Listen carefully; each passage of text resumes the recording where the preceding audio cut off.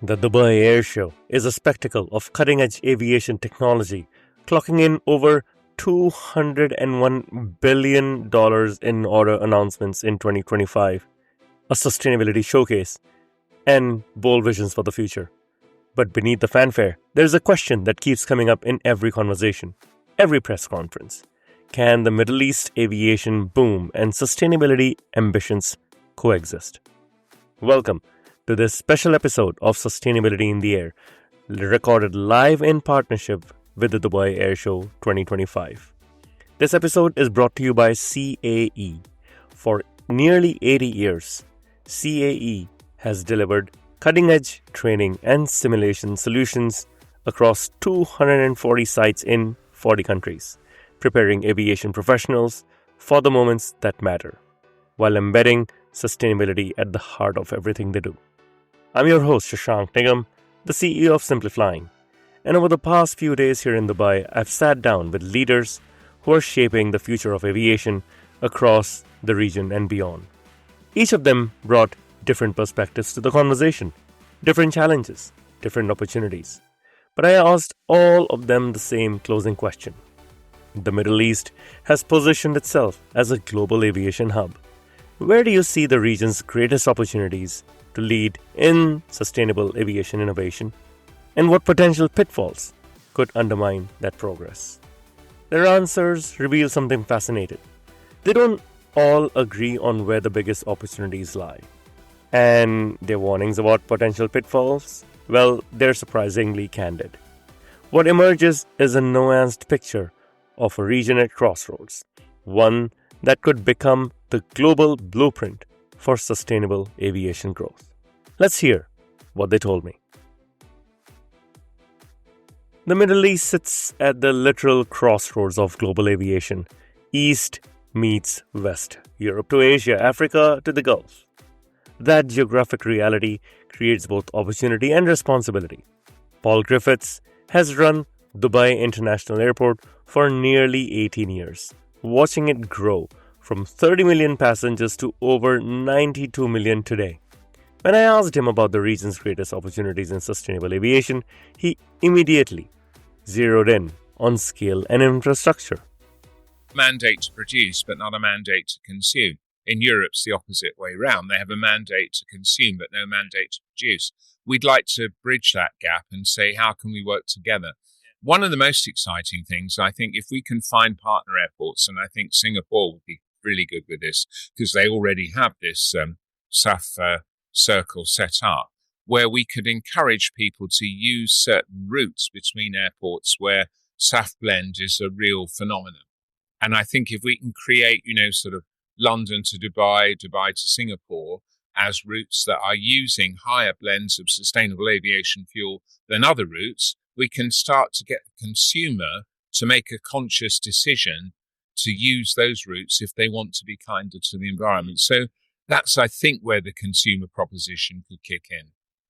Well, I think the biggest challenge is you've always got that slight conflict between, big oil producers being encouraged to look at alternative energies. But I do think, the visionary leadership of the region is a huge advantage. We won't get bogged down in the politics. There's an urgency to solve this problem, and it can be only solved by some bold initiatives. So if we can actually say we are going to be a major investment, we're going to see a major investment in the technology to produce SAF at scale, and the Middle East is going to lead the investigation into PTL as an alternative source to heifer and other forms of SAF production, then I think that will be a great leap forward. I mean, whether it will be enough to make a real impact on what's happening remains to be seen. But I think the subject matter is now so urgent. And the difficulty is the thinking is both diffused and confused in certain areas. We don't know really where the US sits on this particular thing. Infrastructure at scale. That's the first card the Middle East can play. But infrastructure alone isn't enough. The region also has the political will, financial resources, and the ability to move fast, aligning government goals with industry expertise. When I spoke with Julien Manhès, who heads SAF and CDR at Airbus, he summed it up quite succinctly. The Middle East is a crucial testbed for sustainable aviation technologies and could help unlock major advances worldwide. The region is remarkable in its ability to go fast and go big. And what is really exciting when it comes to sustainability and SAF in particular is that the region has already a great track record when it comes to energy and renewable energies in particular. So we are very excited about the potential for the region to become a SAF hub for the world in the future. So if there is one place where eSAF in particular could be produced and at a lower cost, it is in that region. Can it happen fast? Absolutely, because the region knows how to deploy quickly policies and innovation. So short answer, the region can be the SAF hub of the future. Well, I think solar is ample here. It's pretty hot here in Dubai right now and sunny. It is. You talked about fuel cells earlier. You talk about hydrogen, green hydrogen. You talk about everything that can power e-fuels. The elements are here and the region has shown it can think big. It's about moving fast. And it can do both at the same time, fast and big.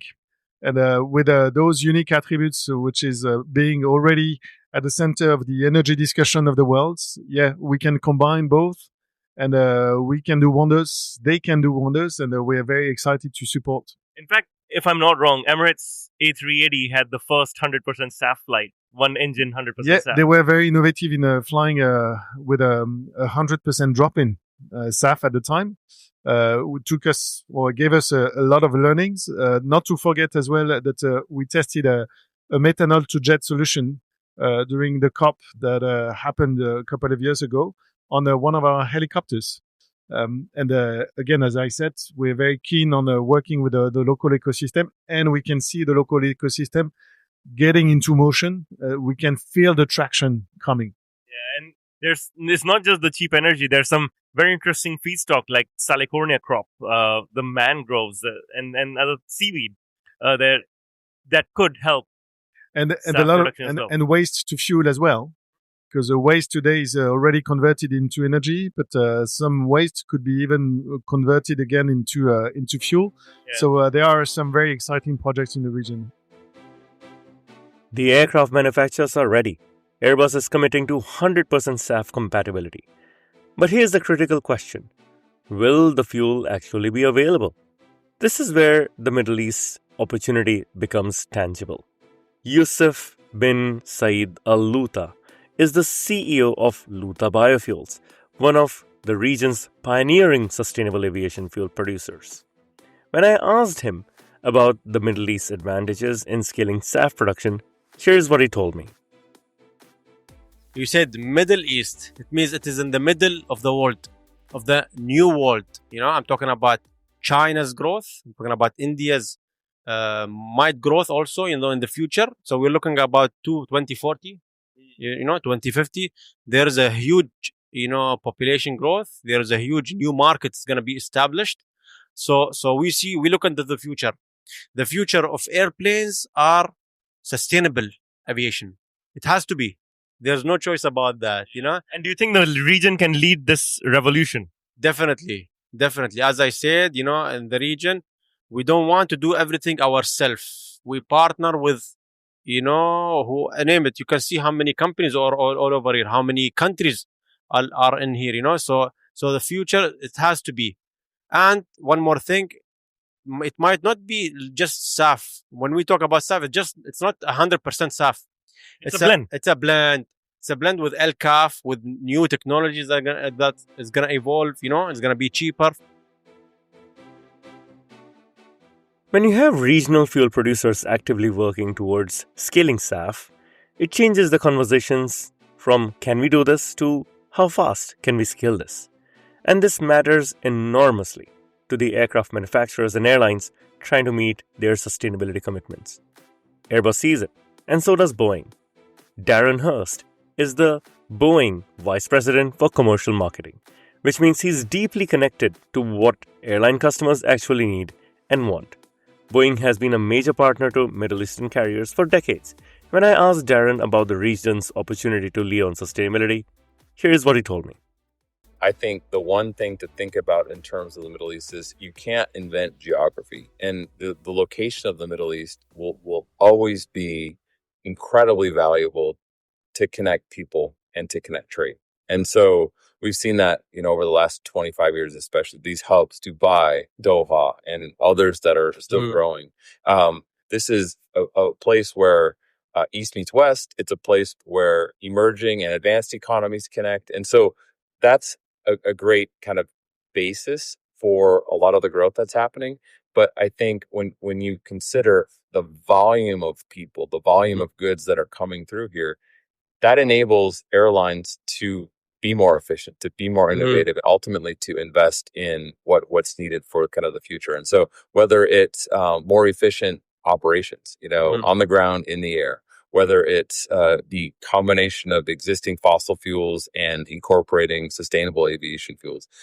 There's so much potential in this region because of the volume of traffic that is here. And think about over the next 20 years, this fleet in this region is going to more than double in size. Right. So what you're saying is whatever innovation happens here can actually scale. It will scale, right? Absolutely. As and opposed it's to something that because of the value, because of the growth that's taking place, the investment can be made in some of that scaling that ultimately ends up in other parts of the world. No question.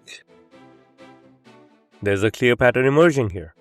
Both major aircraft manufacturers, Airbus and Boeing, see the region as more than just a customer. They see it as a critical proving ground where sustainable aviation technologies get validated at commercial scale. This isn't about the Middle East going it alone, creating an isolated ecosystem. It's about becoming the place where global solutions get stress tested, refined, and proven economically. When I asked about potential pitfalls, the things that could undermine progress, I got remarkably candid responses. Not cynical, not pessimistic, but honest about the work ahead. Michel Azar-Hmouda has spent 25 years at CAE, now leading commercial aviation operations for more than 40 countries. His perspective is grounded in operational reality, what it actually takes to implement change at scale. Here's what he told me about the challenges ahead. We've been in Dubai for over 3 decades now, with a training center in here, bringing our equipment and technology not only to support Dubai but the entire region. When it comes to sustainability, you think about our vision and mission. It's really a lot of the training is happening in a full flight simulator, and we continue to work with the regulators and the airlines to try to do more of that. Less training happening in the actual aircraft, more training happening in the simulator.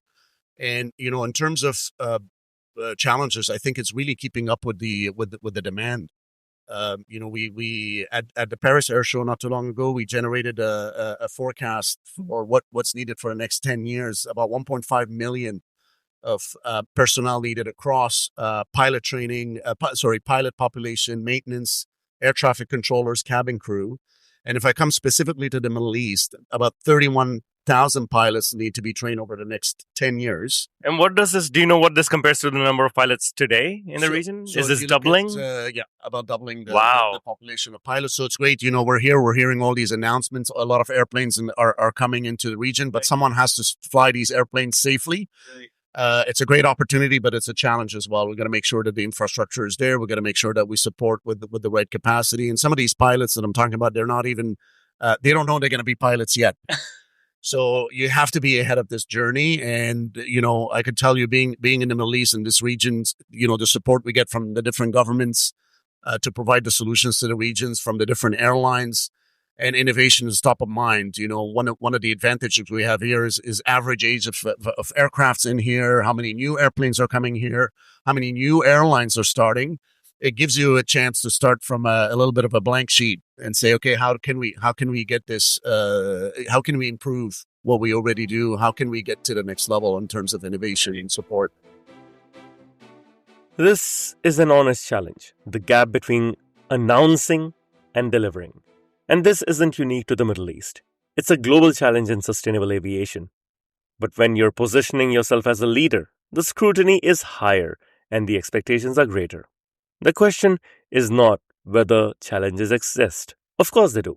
The question is whether the region can move from roadmaps to results at the pace and scale it's promising. So in summation, where does this leave us? I've spent the last few days at Dubai Airshow surrounded by optimism and ambition. $201 billion in aircraft orders, governments announcing partnerships, CEOs talking about their net zero roadmaps. Hey, even Simply Flying announced an MOU with Lootah Biofuels. Honestly, I think there is substance behind the spectacle. Here's what I take away from these conversations. Firstly, the Middle East's advantages for leading on sustainable aviation are genuine and significant. This isn't just talk, it's backed by demonstrated infrastructure investment, operational excellence at major hub, government commitment, and access to capital. Those foundations matter. Secondly, the opportunity for the region is not to create an isolated model of sustainability. It's to become the proving ground where global technologies get validated at scale, where the business case gets demonstrated in real operations, where other regions can see that, yes, this actually works. That demonstration effect might be the region's most important contribution to global aviation. And finally, every region faces execution gaps, supply chains build out needs, and coordination challenges. The difference is that the Middle East has the resources and the momentum to actually address these changes at pace. The question is, will it deploy those resources effectively? You know what struck me the most about these conversations? Not one leader I spoke with was naive about the challenges, but not one was paralyzed by them either. What I heard consistently was a pragmatic optimism, an understanding that this is hard, that timelines are tight, that coordination will require effort, but also a belief that the Middle East is positioned to actually pull this off. And that belief matters. The question is not whether the Middle East has the resources or ambition. It clearly does. It has shown this to us before. It's whether it can turn those advantages into demonstrable results. Results that don't just advance the region, but provide a blueprint for how sustainable aviation growth can work globally. I'm optimistic, but I'm also a little impatient to see ambition turn into action because the world needs sustainable aviation to work. The world is watching the Middle East to see if it can be done. It was a pleasure bringing this to you live from Dubai in the searing heat despite the traffic jams. I have a few people to thank. Firstly, it is the CAE team that agreed to sponsor this show and this segment and bring this to you. Thank you very much, Patrick, as well as the entire CAE team. Most importantly, I had the entire Simply Flying team on the ground trying to get this to you. Lihia, thank you for your designs. Baiba, thank you for all the project coordination. Shubhadeep, thank you for ensuring we get these files and being on the back of the AV team there at the show. Ayushi, could not have done this without you because you did the research, coordinated the interviews with the comms teams, sent the questions out, and despite some of the guests changing locations, changing times, ensured that all of this got done. And finally, of course, you got the files too. And of course, I have to thank Dirk Singer, Simply Flying Head of Sustainability, and my co-author for Sustainability in the Air, for being there with me every step of the way in Dubai. This was an epic team effort. All of us leave a little tired, but excited about what we see in Dubai. Thank you also to all the listeners who have tuned in now for over 3 years, week after week. If you enjoyed this episode, please do share it with a friend or a colleague who you think might benefit from this. After all, sharing matters.